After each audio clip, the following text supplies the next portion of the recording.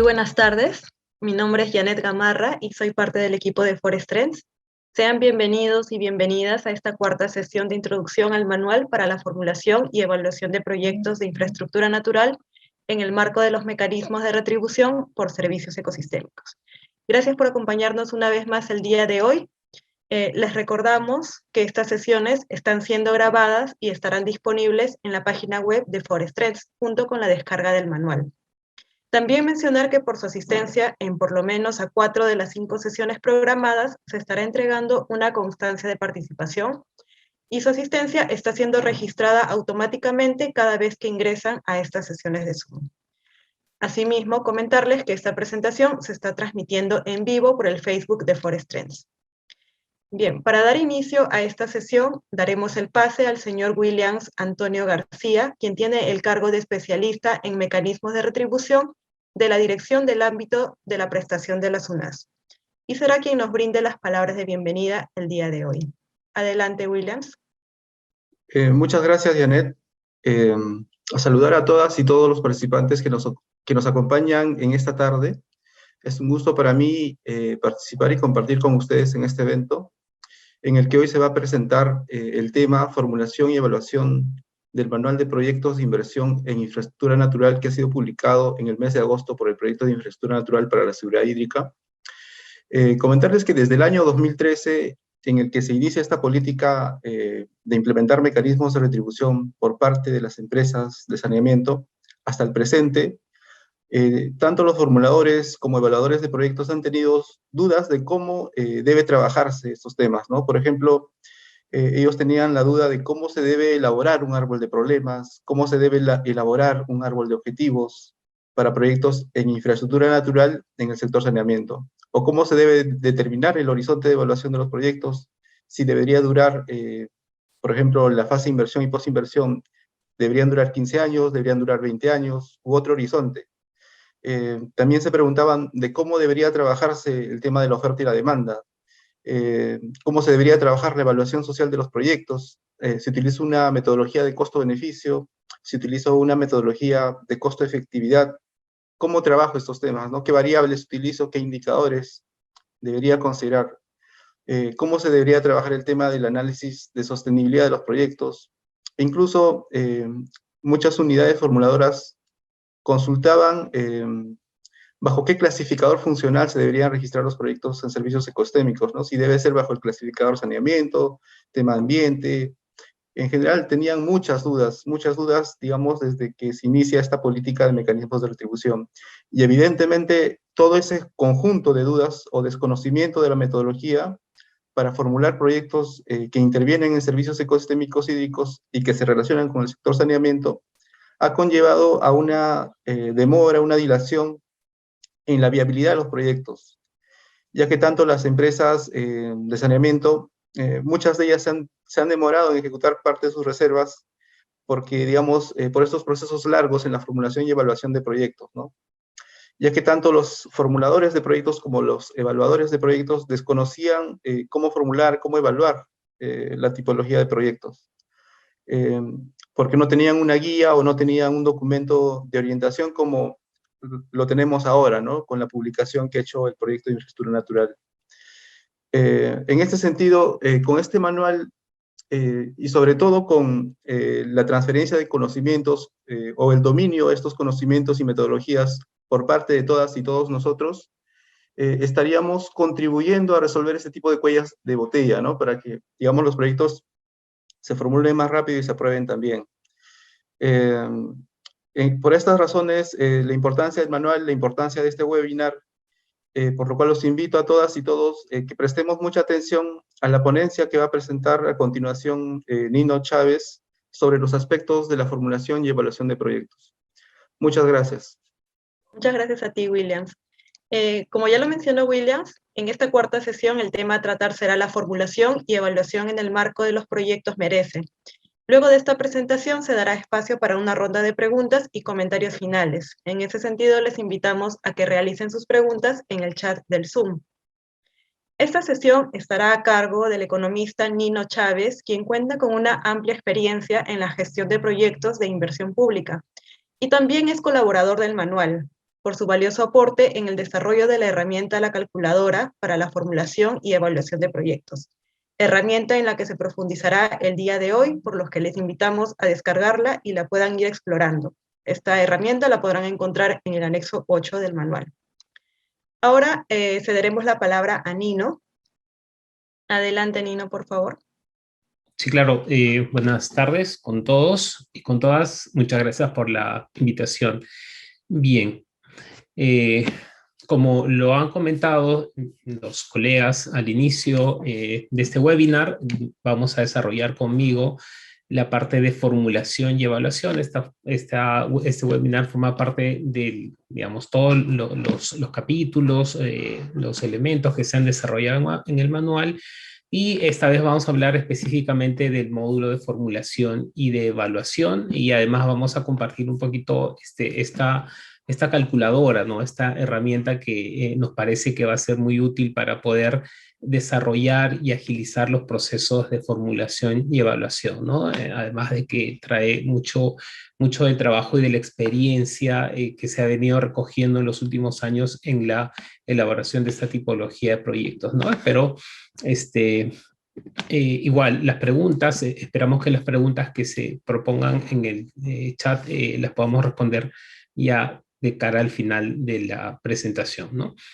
Bien, la presentación tiene estas tres partes. En principio vamos a hablar del capítulo de formulación. Como saben, los que estamos metidos, los que estamos dentro del sistema de inversiones, ya casi lo conocemos de memoria, los módulos que se desarrollan, ¿no? Entonces, en principio ya se trabajó el módulo de identificación en las sesiones anteriores. Ahora vamos a hablar del de formulación, que básicamente vamos a hablar un poquito del horizonte de evaluación, el estudio de mercado, el análisis técnico, los costos y la gestión de proyectos como primera parte. Luego vamos a entrar ya específicamente al tema de evaluación, que es la evaluación social, la sostenibilidad, el impacto ambiental. Cerramos con la matriz del marco lógico y vamos a luego algunos minutos mostrar la utilidad, la aplicación, el uso de la calculadora, ¿no? Esta herramienta que ya hemos estado comentando. Bien. Ok, a lo largo, no se olviden de la presentación, pueden ir escribiendo sus preguntas y ya vamos a ir seleccionando seguramente las que vamos a ir a responder. Ojalá que podamos responder todas las preguntas. En principio, en el capítulo o empezando el capítulo de formulación de proyectos, tenemos que definir un horizonte de evaluación, ¿no? Que no es otra cosa sino el periodo de tiempo, el espacio de tiempo en el cual nosotros esperamos que los beneficios se generen, los beneficios esperados en el proyecto se generen, ¿no? Es decir, yo hago mi inversión en el proyecto, con las medidas de recuperación de los ecosistemas, y esa recuperación de los ecosistemas, gracias a esa intervención, seguramente los ecosistemas van a brindar este servicio ecosistémico de regulación hídrica, ¿no? Entonces, esperamos que ese beneficio, ese servicio de regulación hídrica se dé un espacio de tiempo más o menos considerable, ¿no? Es decir, el horizonte de evaluación implica que el espacio de tiempo en el cual esperamos que los beneficios se concreten, claro, esto también asociados a los costos de operación y mantenimiento y de inversión que hemos previsto con el proyecto, ¿no? Entonces, el horizonte de evaluación comprende la elaboración propia de los estudios definitivos o el expediente técnico, comprende la ejecución física del proyecto, que es entre la elaboración del expediente técnico y la ejecución física, representan la fase de ejecución en el marco del sistema de inversiones, y también implica la fase de funcionamiento, ¿no? Entonces, esta definición del horizonte de evaluación seguramente ya, como han podido, o los que han podido revisar el manual, seguramente ya tienen claro de que en principio se propone, en el manual también está propuesto así, que el horizonte de evaluación para el periodo de ejecución se debe considerar un plazo de 2 años. En esos 2 años tenemos que hacer el estudio definitivo, el expediente técnico, la ejecución física y además la liquidación y cierre del proyecto.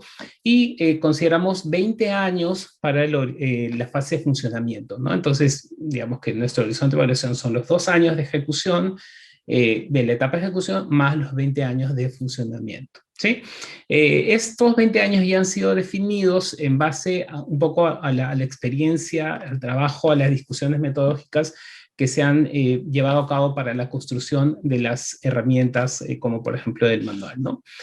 Bien, entonces, no nos olvidemos, 2 años para la ejecución y 20 años para el funcionamiento, ¿no? Esto es importante definirlo y precisarlo porque dentro de la calculadora, que es esta herramienta para poder evaluar los proyectos, debemos definir ya un tiempo para establecer el flujo de costos y de beneficios, ¿no? Como vamos a ver un poquito más adelante.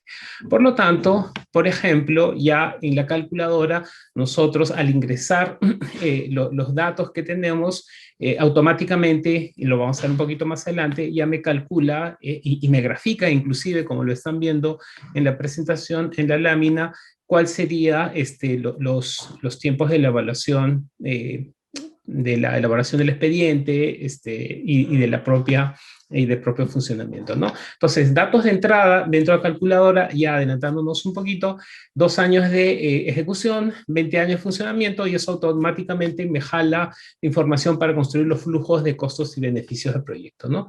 Cada vez que veamos esta calculadorita que está acá a la derecha de vuestras pantallas, vamos a hacer referencia a que eso efectivamente se calcula automáticamente en la herramienta, ¿no? Ok. Luego que hemos definido el horizonte de evaluación, pasamos a desarrollar el estudio de mercado, en este caso del servicio ecosistémico. No nos olvidemos, en proyectos de inversión desarrollamos estudios de mercado del servicio que estamos interviniendo con el proyecto de inversión. En particular, en este caso, nosotros estamos hablando del servicio ecosistémico, ¿no? Es servicio ecosistémico de regulación hídrica, ¿no? Es algo bien, bien específico, bien puntual. Y para eso nosotros tenemos que analizar la demanda, estudiar la oferta y a partir de ahí estimar la brecha del servicio justamente para todo ese horizonte de evaluación que hemos definido en el paso anterior. ¿Sí? Entonces, la demanda y la oferta nos va a poder permitir calcular la brecha, y esa demanda y oferta no es otra cosa sino ya un resumen, ya es un dato que hemos trabajado en el módulo de identificación, ¿no? Cuando analizamos la unidad productora, cuando analizamos a los involucrados, etcétera. Entonces, en esta parte recogemos esa información y la analizamos y la estudiamos un poquito más, ¿no?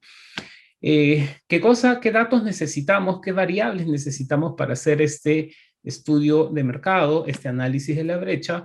Primero, la población del área de influencia. Como hemos visto en el módulo de identificación, hay una población asociada al uso del recurso hídrico que es a su vez asociado al ecosistema que estamos interviniendo, ¿no? Entonces hay una población que se ve afectada por la problemática dentro del área de estudio, esa es mi población afectada, y por otro lado también en el análisis de la demanda para el estudio de mercado vamos a identificar el área del ecosistema o de los ecosistemas que vamos a recuperar, ¿no?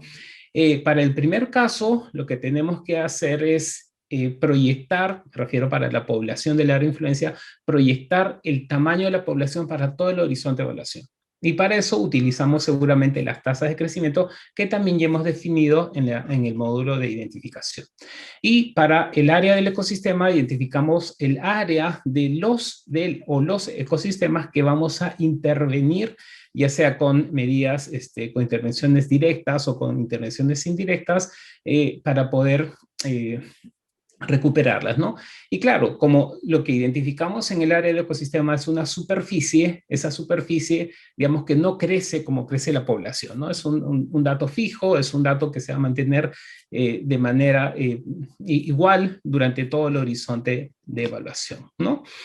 Bien, entonces acá un poco lo que les estaba comentando son 2 líneas que trabajamos en el análisis de la demanda, la superficie y la población, proyectamos con la tasa de crecimiento que hayamos identificado en el área de estudio, o mantenemos la superficie constante durante el horizonte de evaluación en el caso de las hectáreas, ¿no?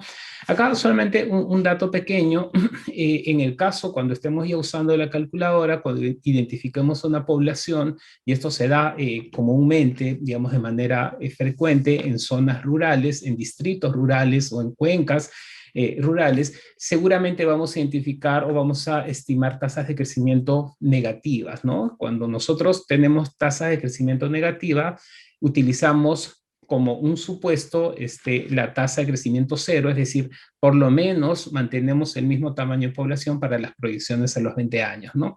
Si encontramos una tasa de crecimiento de la población muy alta, digamos atípica, podríamos evaluar si esa tasa se va a mantener durante el horizonte de evaluación o posiblemente utilicemos una tasa más provincial o más de un ámbito un poquito mayor, ¿no? Solamente como recomendación, otra vez, porque estos datos van a la calculadora y la calculadora va a arrojar, por ejemplo, el costo por hectárea o el costo por habitante, ¿no? Como indicadores de costo de efectividad.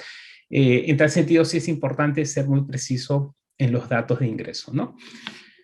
Ok, entonces, primero analizamos la demanda, que son bajo estas dos líneas, ingresamos los datos en la calculadora y nos va a salir la proyección automáticamente del servicio ecosistémico considerando estas dos unidades de medida, ¿no? Pobladores por un lado y hectáreas por otro lado. Acá no necesitamos hacer nada, sino llenar los datos y automáticamente nos va a salir el cuadrito como está la calculadora aquí a la derecha, ¿no?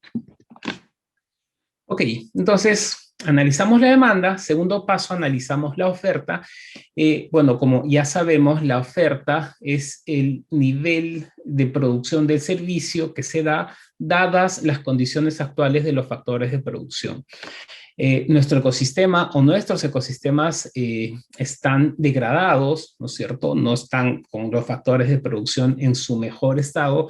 Por lo tanto, el servicio ecosistémico que se está dando no es el mejor, no es el adecuado, en este caso de regulación hídrica. Por lo tanto, para fines del manual, lo que hacemos es asumir como supuesto que mi oferta actual es cero, ¿no es cierto? Porque no estamos dando un buen servicio ecosistémico, dadas las condiciones de los factores de producción, y tampoco es posible hacer ejercicios de optimización de los factores de producción o del nivel de servicio, ¿no? Por lo tanto, asumimos de que la oferta actual, la oferta optimizada es cero, ¿no? Entonces, si mi demanda es, por ejemplo, 300 hectáreas, 20.000 pobladores y mi oferta es cero, mi brecha seguramente va a ser exactamente lo mismo que la demanda, ¿no? Es decir, el cálculo es demanda menos oferta o demanda menos oferta optimizada. Si mi oferta actual o mi oferta optimizada es cero, la brecha va a ser igual a la demanda, ¿no? De igual manera, en la calculadora, estos datos ya con la información que se ingrese se cargan de manera automática, ¿no? Bien. Una vez que definimos la demanda y la oferta y la brecha, nosotros ya sabemos, ya entendemos, ya conocemos cuánto es más o menos lo que tenemos que intervenir, ¿no? Por ejemplo, en el cuadro anterior tenemos que son 183 hectáreas que son en las que hemos identificado la degradación. Por lo tanto, son 183 hectáreas que debemos recuperar con el proyecto, ¿no? Y para recuperar en esta parte de formulación, nosotros tenemos que proponer tres temas fundamentales, ¿no?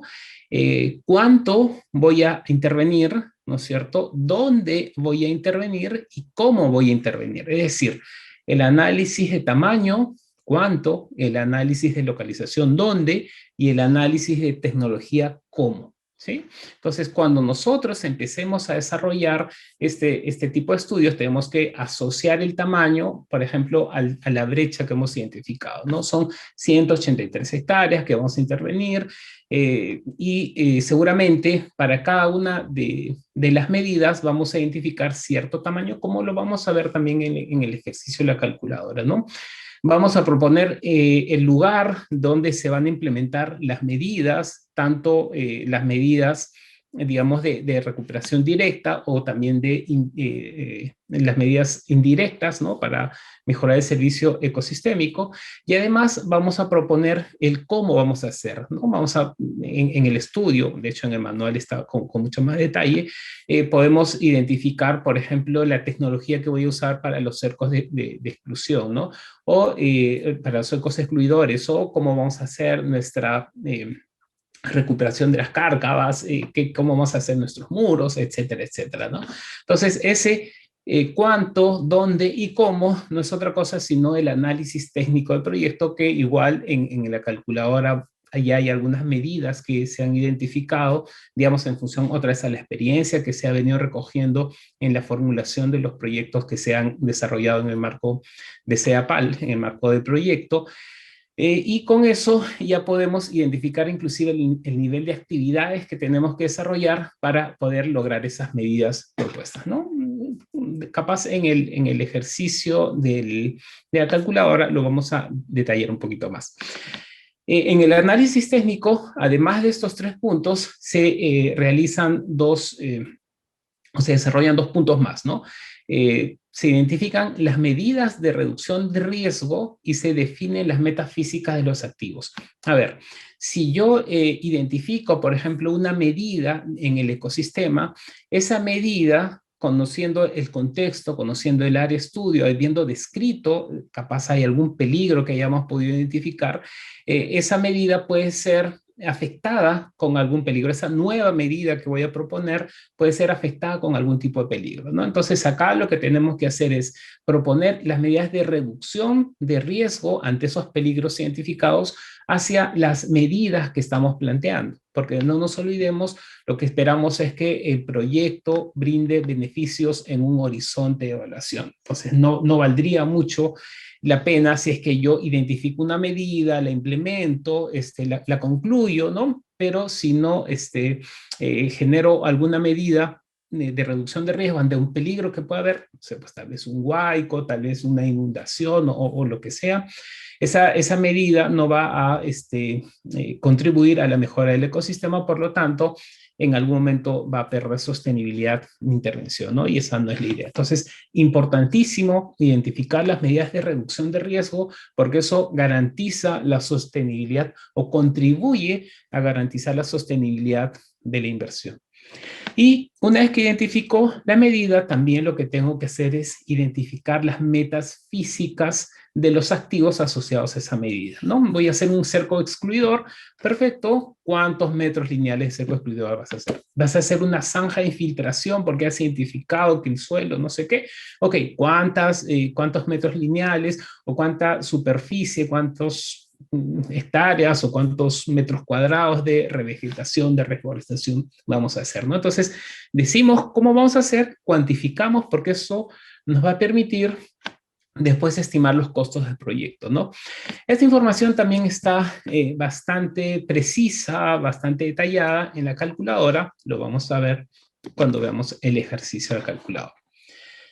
Ok, entonces hasta acá hemos identificado la brecha, hemos identificado dónde, cómo, cuánto voy a hacer, qué medidas voy a implementar, cuáles son las metas de la medida. Entonces, lo que corresponde dentro de la etapa de formulación es cuantificar monetariamente los recursos necesarios para implementar el proyecto, ¿no? Es decir, cuánto me va a costar hacer el proyecto.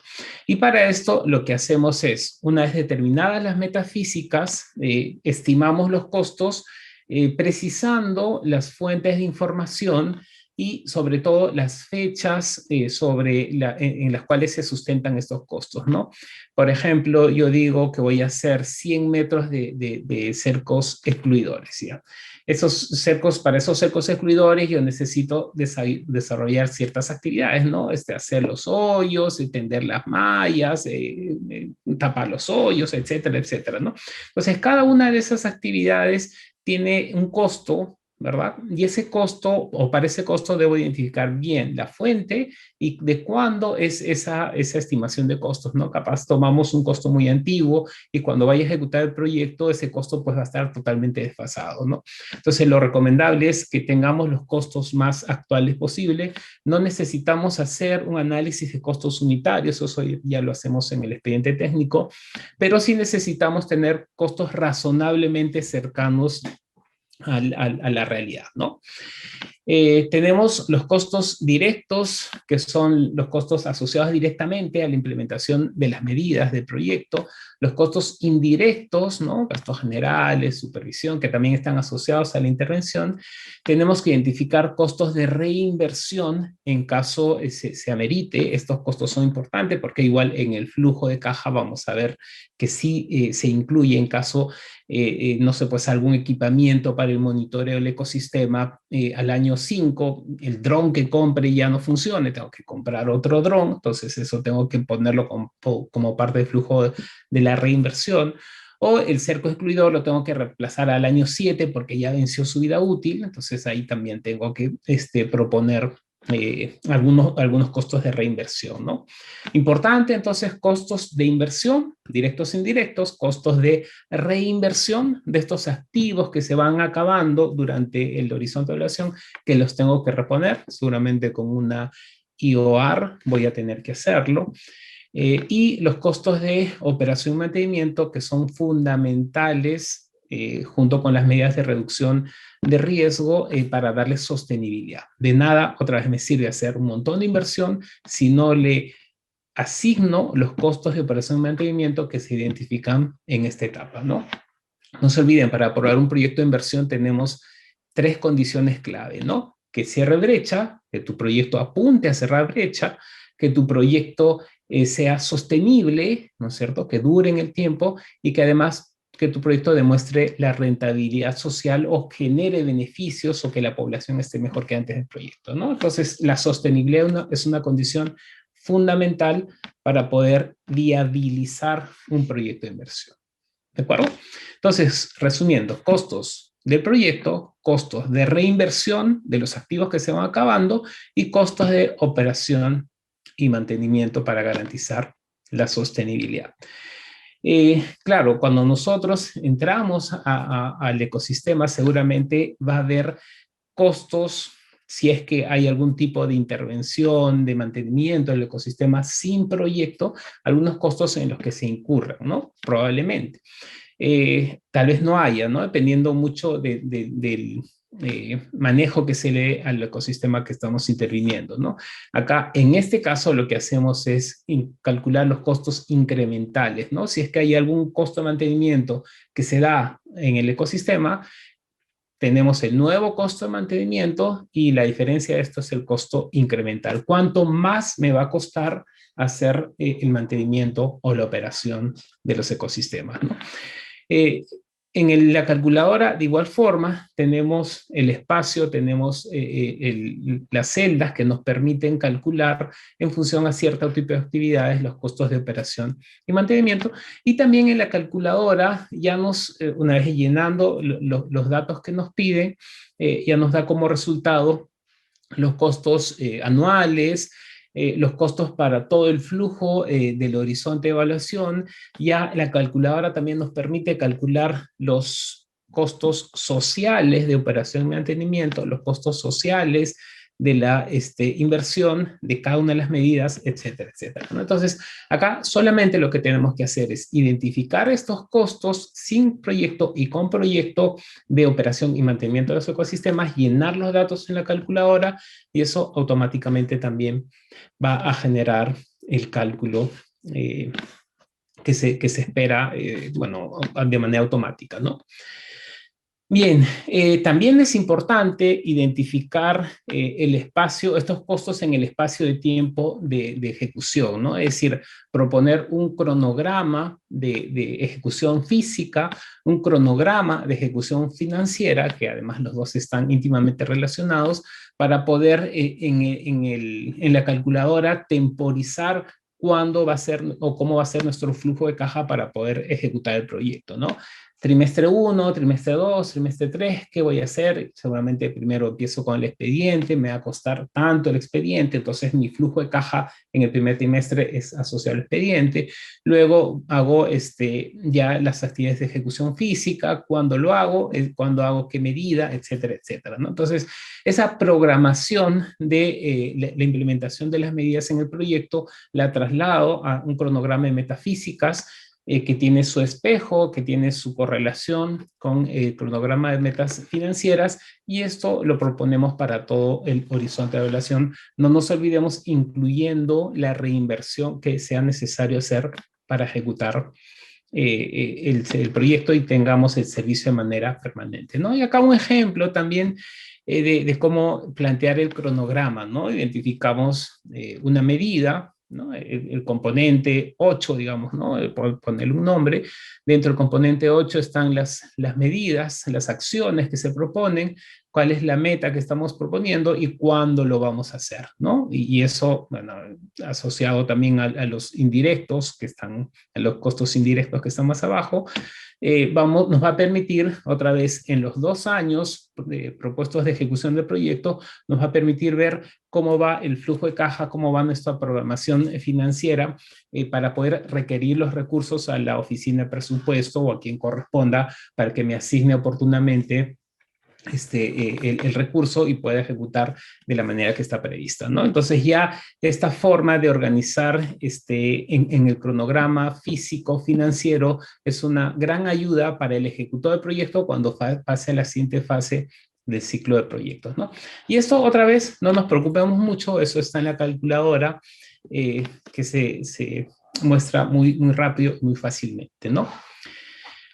Ok, ¿qué más nos dice el manual? ¿Qué más nos dicen los contenidos mínimos? Bueno, acá proponemos la gestión del proyecto como parte del módulo de formulación, es decir, cómo va a estar organizada la fase de ejecución, cómo va a estar organizada la fase de funcionamiento, cómo va a ser el plan de implementación, ¿no? Cómo detallamos las actividades, las tareas, todo lo que necesitemos para el logro de metas, los arreglos institucionales, seguramente tenemos que ir a campo, validar con los usuarios, los espacios, las áreas, negociar, los acuerdos merece, etcétera, ¿no? Entonces, hay un capítulo importante respecto al plan de implementación, y también tenemos que definir la modalidad de ejecución, que como sabemos puede ser administración directa, puede ser algún otro mecanismo también de ejecución, obras por impuesto, etcétera, etcétera, ¿no?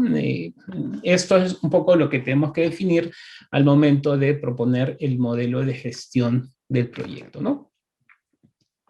Bien. En el caso específico de los proyectos de regulación hídrica que se ejecuta o que ejecuta CEAPAL, la fuente de financiamiento es los recursos directamente recaudados, ¿no? Es un recurso que directamente recauda CEAPAL y en base a esa recaudación programa sus actividades, programa la ejecución de sus proyectos, ¿no? Entonces, si hablamos de EPS o hablamos de CEAPAL, estamos hablando de recursos directamente recaudados.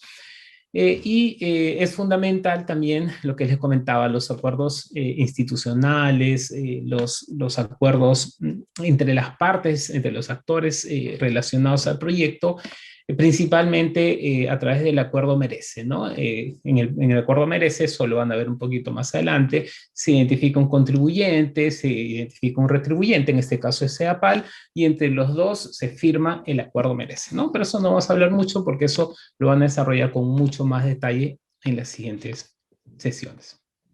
Bien, ok, entonces vemos cómo financiamos, vemos los acuerdos institucionales, y una vez que identificamos eso, ya estamos listos para la evaluación social, ¿no? Que la evaluación social no es otra cosa sino la identificación, la medición, la valorización de dos cosas, de los beneficios sociales y de los costos sociales de un proyecto de inversión, ¿no? Esto es para proyectos de inversión pública, ¿no?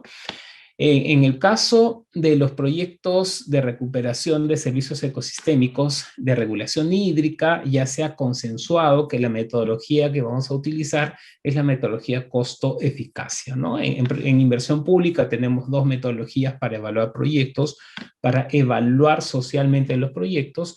Una es la que en la que cuantificamos monetariamente los beneficios, esa es la evaluación costo-beneficio, y la otra en la que es más complicado calcular monetariamente los beneficios, ¿no? Y ahí utilizamos costo-efectividad o costo-eficacia, ¿no? En este caso ya se ha consensuado que la metodología para evaluar es costo-eficacia. Entonces la calculadora está diseñada para poder hacer ese cálculo de costo-eficacia, ¿no?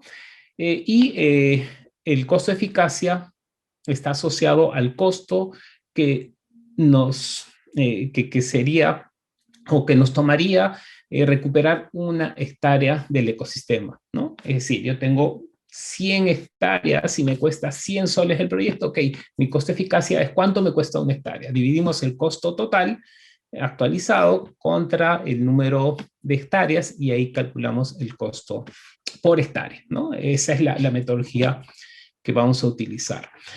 No obstante, los beneficios del proyecto, que ya los hemos identificado antes, los beneficios del proyecto que ya los hemos estudiado antes, están referidos a los fines del árbol de objetivos, ¿no? Retrocediendo un poquito, nosotros hacemos un diagnóstico de la unidad productora, los involucrados, el área de estudio. A partir de ahí caracterizamos la problemática y lo esquematizamos en un árbol de problemas, ¿no? Árbol de causas y árbol de efectos. Los efectos se transforman después en fines, ¿no es cierto? Y esos fines, que eran efectos, efecto es lo negativo, el fin es lo positivo, esos fines son los beneficios del proyecto. Entonces, si yo quiero saber cuáles son los beneficios de un proyecto de inversión pública, me voy al árbol de objetivos, veo los efectos y cada uno de esos cuadraditos es un beneficio del proyecto de inversión. Algunos los puedo cuantificar monetariamente, algunos no, ¿de acuerdo? Entonces, dependiendo del tipo de proyecto, recogemos esa información. En este caso, por ejemplo, hay mayor consumo de o mejor dicho, mayor oferta hídrica, ¿no? Ese es un beneficio que vamos al arbolito y lo encontramos ahí. Hay mayor aprovechamiento sostenible de capital natural, hay otros servicios ecosistémicos que también se van a ver mejorados, ¿no? Belleza paisajística, etcétera, etcétera. Entonces, vayamos al árbol y ahí identificamos los beneficios y dentro de nuestro proyecto cualitativamente lo podemos ir explicando, ¿no? Y hemos dicho cuantitativamente es un poquito más complicado. Estimamos los costos sociales y como sabemos en proyecto de inversión el costo está asociado a un costo de oportunidad de los recursos públicos, ¿no? Y para eso utilizamos los factores de corrección, es decir, yo tengo un precio de mercado, por ejemplo, tengo una bolsa de cemento, ¿no? Voy a usar para mi cerco excluidor, mi bolsita de cemento para alguna parte, de repente no uso, pero como ejemplo lo ponemos. Y esa bolsita de cemento yo voy a la ferretería y le pago 20 soles al ferretero, ¿no? Y el ferretero me recibe los 20 soles y rápidamente va y paga a la SUNAT su 18% de impuesto, ¿no? Entonces, al Estado no le está costando 20 soles, sino le está costando 20 soles menos lo que me devuelve a mí como SUNAT, ¿no? Me está costando 16 puntos y algo. Entonces, al Estado no le cuesta 20, sino 16 puntos y algo. Cuando hacemos la evaluación de proyectos, utilizamos el real valor, el real costo del proyecto, es decir, el costo social que implica la implementación del proyecto, ¿no? Beneficios sociales, costos sociales, cálculo de indicadores, ¿no? Los beneficios pueden ser directos, pueden ser indirectos. Bueno, en la guía tenemos un poquito, o en el manual tenemos un poquito más de detalle. Acá los ejemplos de tipos de beneficios directos o de indirectos que también podemos revisar en la guía. Por ejemplo, el incremento de recurso hídrico para uso poblacional o, por ejemplo, como un indirecto, mejores prácticas en el manejo ganadero o mejora la belleza paisajística con mi ecosistema totalmente recuperado, ¿no? O sea, es algo que no se puede monetizar, pero es un beneficio al fin y al cabo, ¿no? Ok, y con esto estimamos los costos. La calculadora también nos va a permitir estimar rápidamente los costos sociales para componente, para acción, para actividad. Es bastante potente en ese sentido la herramienta. Con eso se elaboran también la calculadora los flujos de costos, ¿no? Que se construyen a partir de la información de los costos de inversión, los costos de reinversión, los costos de operación, los costos de mantenimiento, y con eso estimamos los indicadores, ¿no? Actualizamos el flujo de costos al año 0, ¿no? Utilizamos el valor actual con la tasa social que nos dice el MEF, el Ministerio de Economía y Finanzas, que es el 8%, y calculamos los indicadores de rentabilidad social, en este caso el costo-eficacia, ¿no? Se construye el flujo automáticamente, otra vez en la calculadora, y con ese flujo se calcula automáticamente también los indicadores de costo-eficacia, ¿no? Vemos, por ejemplo, hay un costo-eficacia contra población, vemos un costo de eficacia contra hectárea, ¿no es cierto? 11.000 por hectárea o 188 por población. Y también la calculadora me permite hacer un análisis de sensibilidad, ¿no? ¿Qué pasa si el costo se incrementa? ¿Qué pasa si el costo baja? Por ejemplo, si el costo se incrementa hasta un 20%, ¿cuál es el nuevo valor del costo de efectividad? Etcétera. Eso ya está automáticamente preparado, ¿no? Entonces ya la idea un poco de la calculadora es que, entre comillas, no invirtamos tiempo en construir tu Excel, en construir tu propia herramienta, sino de frente llenas los datos y te olvidas de todo lo demás porque ya está testeado, ya está revisado, ya está minuciosamente construido y facilitamos con eso, con la herramienta, el cálculo tanto para la estimación de los indicadores sociales como formulador y también como evaluador. Ya no estoy revisando si tu formulita está bien, está mal, ¿no? Sino ya de frente valido el dato, ¿no? Ok, cerramos la evaluación entonces con el cálculo de los indicadores. Proponemos el análisis de sostenibilidad que necesitamos nosotros para que mi proyecto sea sostenible, es parte de la evaluación que hacemos. Vemos la capacidad institucional para la sostenibilidad del proyecto, si vamos a dar los recursos, si vamos a tener un plan de mantenimiento, si vamos a hacer seguimiento a ese plan de mantenimiento, etcétera. Y también, otra vez, acá sale el tema de la gestión integral de riesgo, ¿no? Porque si yo no identifiqué las medidas de reducción de riesgo ante los peligros que haya podido ver en mi área de estudio, seguramente mis activos se van a deteriorar y seguramente mi servicio se va a interrumpir y no va a ser sostenible, ¿no? Entonces, las dos grandes patas de mi análisis de sostenibilidad tienen que ver con la capacidad para operar y mantener, y la gestión integral de riesgo que debe formar parte del análisis que estamos haciendo en el proyecto de inversión. ¿Sí? Ok, la capacidad institucional. Entonces, para CEAPAL, para esta tipología de proyectos que ejecuta CEAPAL, el órgano técnico es CEAPAL, ¿no? Tenemos que garantizar la disponibilidad oportuna de recursos, la descripción de la capacidad del operador de CEAPAL y definir los arreglos institucionales que necesitamos para la fase de funcionamiento, ¿no?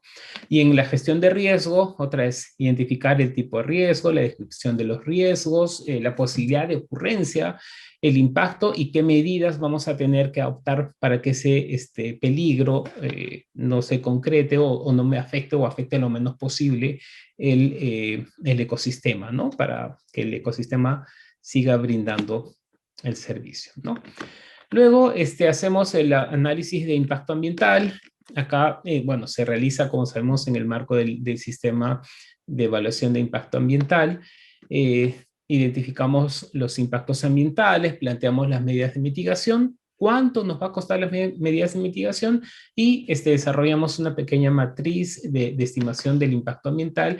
Estos costos que identifiquemos dentro del impacto ambiental también lo incluimos como dato en la calculadora para poder, valga la redundancia, calcular los indicadores de rentabilidad. No nos olvidemos, estas medidas de impacto están asociadas a la intervención, ¿no? No hay intervención, no hay impacto ambiental, por lo tanto, forman parte de los costos del proyecto, ¿no? Acá un ejemplo de la matriz de impacto ambiental, ¿no? Cuáles son durante la ejecución algunos impactos negativos, ¿no? La contaminación del suelo, por ejemplo, por el arrastre de sedimentos, entonces acá tenemos que monitorear, ¿no? o residuos abandonados en la finalización de las obras, de repente dejamos por ahí, entonces tenemos que retirar ese material o hacer la limpieza de la zona. Eso me va a costar X soles y esos X soles los sumo como parte del costo del proyecto, ¿no? Y finalmente construimos la matriz de marco lógico de la alternativa que hayamos identificado, que hayamos seleccionado. Y la matriz, como saben, de marco lógico es una matriz de 4×4. El enunciado del objetivo está relacionado al árbol de objetivos, valga la redundancia, que a su vez está relacionado al árbol de problemas, ¿no? Entonces, si yo estructuré bien mi árbol de problemas, rápidamente construyo mi árbol de objetivos y ya tengo la matriz del marco lógico en su primera columna construida. De hecho, la calculadora construye de manera automática el enunciado del objetivo, es decir, la primera columna de la matriz de marco lógico, solamente registrando la información de la problemática, como vamos a ver en un momento más, ¿no? Y con eso cerramos ya el proyecto. Acá el ejemplo de un proyecto de inversión, en este caso de Pucuyo, que se construyó la matriz de marco lógico. La segunda columna tiene que ver con el indicador, cuánto, cuándo, cuantitativo, cualitativo, ¿verdad? El indicador, ¿no? Tiene que tener esos atributos, cuándo, cuánto y qué es lo que voy a cambiar, ¿no? Por ejemplo, 15.94 hectáreas es cuánto de cobertura vegetal recuperada, ¿no? La cualidad y a los 2 años de iniciado el proyecto, ¿cuándo lo voy a hacer, no? Esas 3 características tiene que tener mi indicador de cada uno de los objetivos planteados, ¿sí? ¿Cuándo, cuánto y la calidad, ¿no? Su medio de verificación y además el supuesto asociado a ese indicador para llegar al nivel superior de objetivo, ¿no? Ok, eso es entonces lo que tenemos en el manual. De hecho está mucho más detallado, pueden divertirse mucho revisando, está bastante bien hecho el manual. Y vamos a comentar rápidamente lo que tenemos como herramienta, que es la calculadora, ¿no? La idea de la herramienta ha sido automatizar los cálculos y los procedimientos referidos a la formulación y evaluación de proyectos, ¿no? Para facilitar y agilizar ese proceso, para reducir tiempos. Detrás de la calculadora hay mucha metodología construida, o sea, no es una herramienta, digamos, que puede aplicarse a cualquier proyecto, no, sino detrás de esta calculadora hay mucha conceptualización, mucha construcción metodológica que se ha trabajado a partir de los instrumentos que ya MINAM trabajó, que ya CEDAPAL ha venido trabajando, que ya con el uso y con la práctica y con el desarrollo de los proyectos se ha venido enriqueciendo, ¿no? Entonces es una herramienta que recoge mucho eso, es muy potente. Nosotros pensamos que es muy potente por eso, porque primero propone la construcción de la lógica de la intervención y realiza automáticamente toda la evaluación. Es decir, tiene la parte, digamos, pensante, que es la estructura lógica del proyecto, pero además tiene también la parte operativa, que es ya la estimación, el cálculo de los indicadores, etcétera, ¿no? En la etapa de formulación nos ayuda, o es muy útil, porque nos facilita la estimación de los costos, el análisis técnico y el estudio de mercado, demanda, oferta, costos, análisis técnico, cuándo, dónde, etcétera, lo que hablamos hace un rato. Y en la etapa de evaluación nos permite estimar los indicadores, primero los costos sociales, los indicadores y la sensibilidad de proyecto, ¿no? Mejor pasamos a ver la calculadora para poder detallar un poquito más su aplicación, su uso, ¿no? Voy a dejar de compartir y voy a compartir la calculadora. Listo, esta es la herramienta que si ustedes entran al enlace, al link que está en el manual, se les va a descargar la herramienta. Una vez que descarga, les va a salir un aviso, un anuncio, si es que quieren habilitar o no habilitar las macros, ¿no? Para que funcione tenemos que dar la opción de habilitar las macros, ¿no? De esta manera sí se va a poder utilizar. No necesitamos más que un Excel, digamos, no muy antiguo seguro, ¿no? Para que las macros no tengan problema, y la potencia en la máquina no es mucha, es, digamos, la que usamos usualmente en nuestras actividades cotidianas, ¿no? Es decir, no hay mucho requerimiento técnico para usar la herramienta. En la primera hoja de esta herramienta tenemos el instructivo, es este acá, el que lo están viendo. Revísenlo a detalle, acá un poco se conceptualiza cómo se construyó, de qué se trata, ¿no? Algunos conceptos, algunas ideas, digamos, metodológicas están acá. ¿Qué requerimientos utilizamos para su uso? Diferenciar dos cosas, ¿no? O tres cosas. Los datos de entrada, ¿no? Perdón, diferenciamos dos cosas, los datos de entrada y los datos de salida. Los datos de entrada están asociados a las hojas de cálculo que están resaltadas en amarillo, ¿de acuerdo? Entonces, por ejemplo, en problemática, en datos, ahí vamos a encontrar celdas abiertas que vamos a tener que llenar, los datos de entrada. Y los datos de salida están en absolutamente todas las hojas que no tienen ese resaltado, ¿no? Como ven, son un montón de hojas que no tienen resaltado en amarillo, ¿sí? Y un dato adicional para el uso de la herramienta, hay 3 colores de celda que hemos identificado, o que hemos propuesto para que lo identifique más fácilmente. Las celdas amarillas, en las celdas amarillas hay que completar el dato, hay que llenar el dato, hay que digitar el dato. En las celdas verdes, verde claro, son menús desplegables que vamos a encontrar opciones y seleccionamos en función a nuestra necesidad.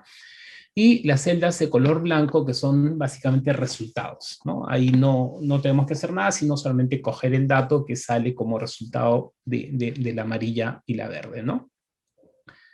Ok, entonces en la primera hoja tenemos el instructivo, revísenlo antes de usar, revisen bien el instructivo para que no tengan problemas del uso.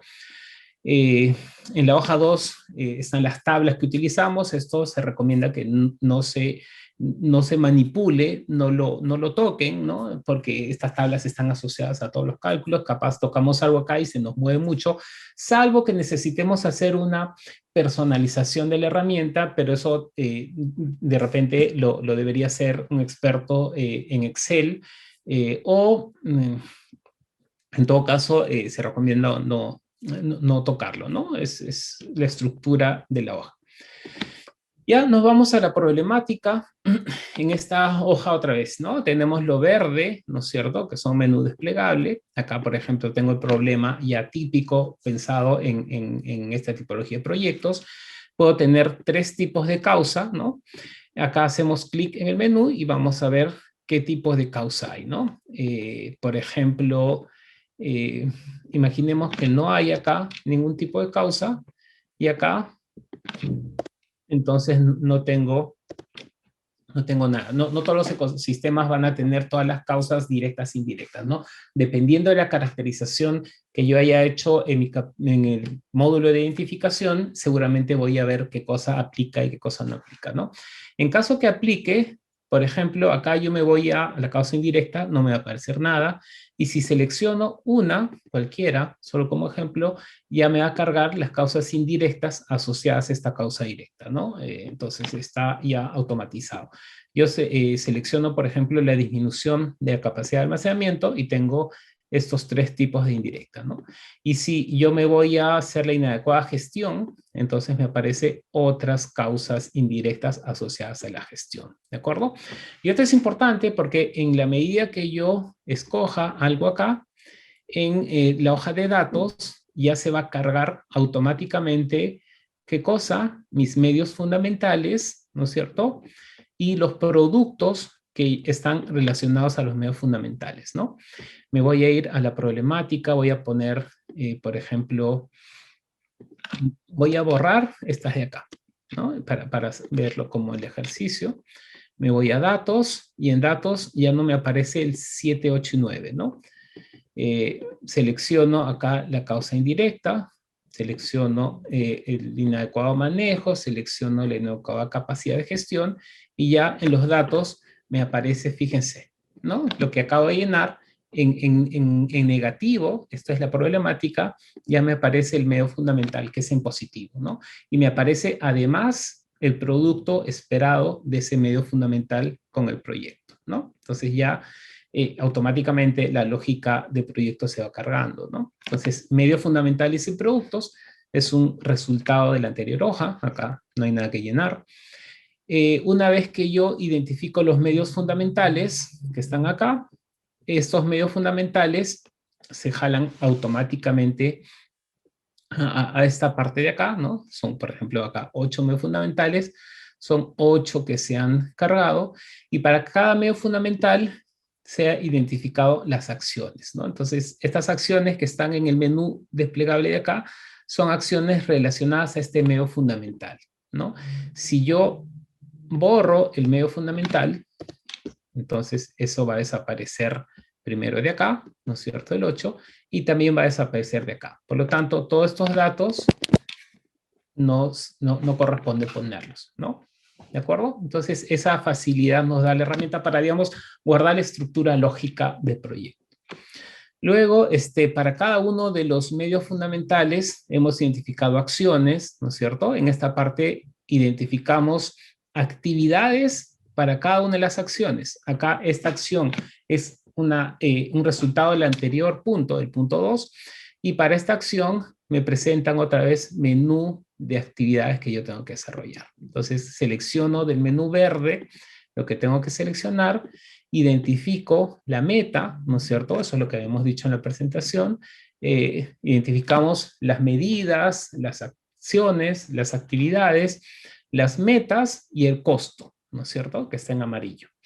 Y también en esta parte lo que tengo que hacer es ver si es que mi activo va a necesitar una reinversión. Por ejemplo, le pongo acá el año 5, cada 5 años voy a tener solamente como ejemplo que reinvertir en el componente 1, en esta acción, ¿no?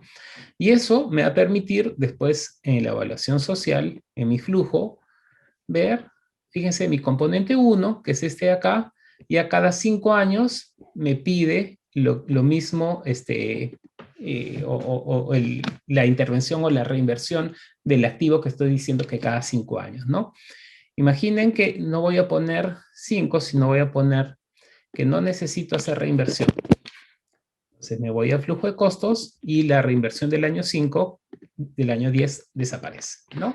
Entonces, importante identificar bien los activos, las actividades, mejor dicho, las unidades de medida, los costos y la reinversión de cada una de las actividades, ¿no?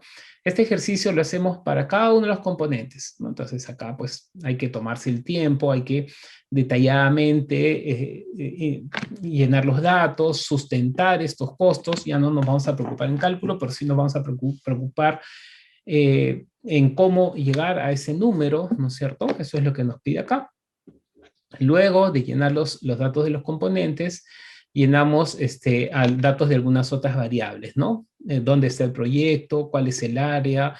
¿Cuánto se va a recuperar? ¿Cuál es la población? ¿La tasa de crecimiento de la población? ¿Cuándo iniciamos la actividad? ¿Cuánto es la tasa social de descuento? ¿Ven? Son datos generales que debemos nosotros tener para poder después hacer los cálculos. Los indirectos también, gastos de la unidad ejecutora, el expediente técnico, la supervisión, las medidas de mitigación, de repente la intervención arqueológica, estamos en una zona donde hemos encontrado vestigios o es zona probable de que haya algún tipo de monumento arqueológico, entonces necesitamos poner los datos, ¿no? También ponemos los datos de tiempo, cuánto tiempo nos va a tomar la elaboración del expediente, la ejecución. Hemos dicho, por ejemplo, 24 meses, la ejecución física, 2 años, ¿no es cierto? 120 meses la etapa de funcionamiento, capaz es 240, ¿no? Acá vamos llenando los datos. Y los costos de operación y mantenimiento que decíamos, ¿no? Sin proyecto, ¿cuánto me cuesta? Con proyecto, ¿cuánto me cuesta? Y acá se propone, igual está en amarillo, algunas actividades, digamos, típicas, ¿no? Esto también puede cambiar en función al tipo o a la particularidad de los proyectos, ¿no? Algunos otros datos para la sensibilidad, cuánto puede variar o hasta cuánto queremos hacer variar, por ejemplo, las hectáreas, ¿no? Imagínense que la población no quiere que nos metamos mucho a su territorio porque ahí tienes actividades ganaderas y solamente voy a hacer el 50% del área, ¿no? Entonces acá pongo 50% del área, perdón, 50% del área que vamos a intervenir, ¿no? Ok, entonces, o la población, más población o menos población, igual esto nos sirve para la sensibilidad. Cuando llenemos estos datos de esta hoja, que de verdad nos va a tomar un poquito de tiempo porque hay que hacerlo con mucho detalle, ya tenemos resuelto todo el proyecto, ¿no? Mi horizonte de evaluación ya automáticamente se calcula con los datos que hemos ingresado para la fase de ejecución, para la fase de funcionamiento, inclusive sale un gráfico, ahí ustedes lo que hacen es seleccionar toda esta parte de acá, copiarla, ¿no? Y después pegarla en el Word, en el archivo en Word que vayamos a trabajar. Tenemos también la brecha estimada, ¿no? Otra vez la brecha de población, de hectáreas, para, fíjense, todo el horizonte de evaluación, y se complementa con gráficos, ¿no? De población o gráficos de ecosistemas. No nos olvidemos, en el ecosistema no crece el área, ¿no es cierto? Por eso es que es llano, es plano acá. Tenemos el detalle de los costos, ya con los datos que hemos ingresado en la hoja inicial. Tenemos los costos a precios de mercado para cada una de las acciones, tenemos los factores de corrección que automáticamente se calculan en función al tipo de acción, tenemos el precio social calculado automáticamente y tenemos el total del precio social, es decir, acá ya no hacemos nada, igual copiamos toda esta tabla y la pegamos en nuestro Word. Si nos sobra celdas en blanco, en el Word agarran y borran esas celdas, esas filas, para que no se vea un cuadro muy grande. Tenemos una propuesta resumida de los costos de inversión también. Acá están todas las medidas, ¿no? Con todos los costos directos, los costos indirectos, la gestión, el expediente técnico, de acuerdo a los porcentajes que hemos puesto en la página inicial. Acá se cargan automáticamente, me sale el costo total de proyecto. Los costos privados, lo mismo de costos sociales, ¿no? Por ejemplo, mi costo privado es 1.547.000, mi costo social es 1.352.000, ¿no? Cada línea tiene un factor de corrección específico, considerando lo que me dice el anexo 11 del invierte. Con esos datos, inversión, reinversión, operación y mantenimiento, se construye automáticamente el flujo de costos, ¿no? Acá están, por ejemplo, las reinversiones que yo necesito, no en todos los casos necesito, en algunas sí, en algunas no. Tenemos los costos de operación y mantenimiento que hemos visto, por lo tanto tenemos el flujo de costos incrementales, ¿no? Los que estamos habituados a proyectos sabemos que esto es clave, ¿no? Porque el costo incremental a precio social me va a permitir calcular después el valor actual de los costos, ¿no? Del proyecto. Entonces, acá está, fíjense, para todo el horizonte de evaluación, para todos los componentes del proyecto. También tenemos la evaluación social, que, insisto, es un resultado automático del cálculo. Tenemos costo por hectárea, tenemos costo por habitante, ¿no? Y esto está en función a los datos que hemos ido cargando, al flujo de costos. Tenemos el análisis de sensibilidad, escenarios que varían tanto los costos de inversión o las superficies de las hectáreas. Fíjense, acá hemos incrementado las hectáreas en 50%, por lo tanto tenemos este costo, ¿no? El costo de efectividad, igual si esto en los datos le movemos a la sensibilidad, le ponemos 5, ya eso automáticamente mi sensibilidad cambia a 5, ¿no? Fíjense que importante entonces es llenar bien los datos, ¿no? Y finalmente tenemos el marco lógico. Acá hay datos que tenemos que llenar, las columnas de indicador, medios de verificación y supuestos. Y como les decía, ya la columna de objetivos es automáticamente cargada de acuerdo a los datos que hemos ido construyendo al inicio, ¿no? Entonces, acá, por ejemplo, están las actividades, que hemos seleccionado las actividades de la hoja de datos. Tenemos los componentes que están relacionados al árbol, a la estructura lógica, ¿no? El problema, causa indirecta, medio fundamental, el objetivo y el fin. Acá solamente llenamos las otras columnas. El cronograma, también hay que llenar los datos, lo que le decíamos, ¿no? Cómo programar en cada uno de los trimestres, qué voy a hacer, cómo voy a hacer. Para esto, bueno, esta es una hoja que está en blanco, perdón, la primera parte. Seleccionamos qué tipo de factor productivo es de acuerdo a lo que nos dice el MEF, ¿no? Y llenamos la programación en función a la metafísica que ya me jala, la metafísica de la página de datos. Por ejemplo, acá tengo 25 hectáreas, es mi metafísica, voy a hacer la mitad en el primero y la mitad en el segundo bimestre, y eso automáticamente ya me va a jalar el costo total relacionado al primer y al segundo bimestre, ¿no? Que está asociado a la meta física, ¿no? Y finalmente tenemos este cuadrito que se va llenando automáticamente los datos. Este cuadrito nos los piden en los formatos del Invierte para poder llenar las fichas de registro, que también te facilita la construcción, ¿no? Entonces, como ven, la herramienta es súper interesante en la medida que construyendo la lógica o proponiendo la lógica del proyecto y llenando los datos de los costos, las metas, un poco lo que hemos visto en la presentación, automáticamente me realiza la evaluación social, ¿no? Y digamos que no, entre comillas, no pierdo tiempo construyendo mi Excel, sino más bien ese tiempo lo voy a insumir, lo voy a utilizar para poder llenar lo mejor posible esta hoja de cálculo, ¿no? Entonces, el formulador llena estos datos, sustenta el número, el dato, ¿no?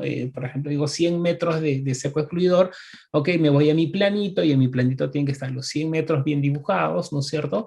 Digo que me va a costar 20 soles por metro, hay un sustento de ese costo, entonces el evaluador va a dedicarse a ver el sustento del cerco y el sustento de la meta y del costo, ¿no? Y ya, digamos, ya no vamos a discutir que si tu cálculo está mal, está bien, ¿sí? Eso es entonces la hoja de cálculo llamada calculadora, llamada herramienta, que nos va a ayudar o les va a ayudar mucho a la formulación de los proyectos de inversión. ¿Sí? Hasta acá, creo que me pasé algunos minutitos. Muchas gracias. Entonces, damos paso a las preguntas, a los comentarios. ¿Sí? Muchas gracias, Nino. Excelente presentación.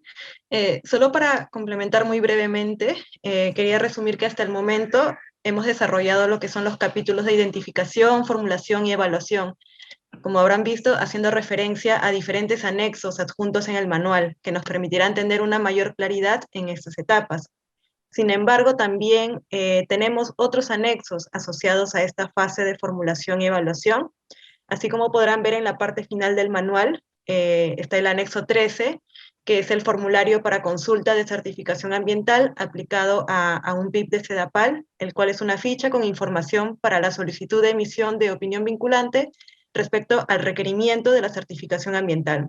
Y esta es dirigida al Ministerio del Ambiente. También tenemos los anexos 14, 15, 16, 17 y 18, que están relacionados a los requerimientos de la unidad formuladora, que a su vez también son los que nos exige el Invierte-P. Estos son el resumen ejecutivo, los formatos 6A, 7A, el área de estudio en KML y los anexos. Todo ello está aplicado a un ejemplo, a un proyecto de SEDAPAL. Y finalmente, una vez que se haya obtenido la viabilidad del proyecto y para poder continuar con la siguiente fase de ejecución, nos será de ayuda el anexo 12, que corresponde a los términos de referencia para la elaboración de estudios definitivos y expediente técnico, tomando como casuística también un proyecto de SEDAPAL. Todo ello lo podrán descargar en la sección de anexos de la parte final del manual. Bien, ahora iniciaremos con un breve espacio de preguntas. Nos disculparán que por el tiempo limitado es complicado atenderlas todas, pero las estamos sistematizando para hacerles llegar un documento conteniendo todas las preguntas y respuestas de las 5 sesiones.